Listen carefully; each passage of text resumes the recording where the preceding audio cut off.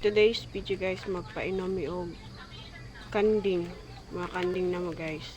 Magpapainom kami ng mga kambing namin guys. Ayan. Asin po. Yang nasa maliit na palanggana. At tubig na may asin naman dito sa maliit na balde. Ayan guys. Nagunahan po silang makainom at makakain po ng asin. Kaya ganyan po. Minsan nagkakasuwag po sila kasi naguunahan silang makakain po ng asin. Isang palanggana lang po kasi yung ginamit ko, kaya yan.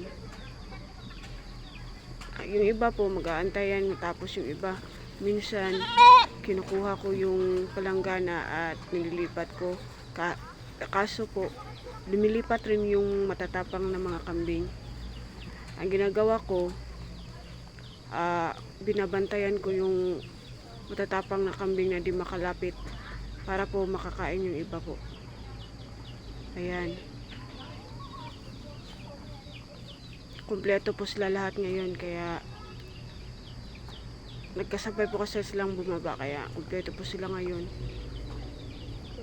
Mas makikita nyo po ng maayos na ganito lang po karami yung inaalagaan namin kambing guys.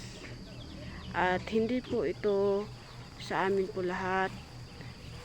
Konti lang yung sa amin talaga, yung sariling kambing po talaga namin. Yung iba po pinaalagaan lang po sa amin guys. Yan.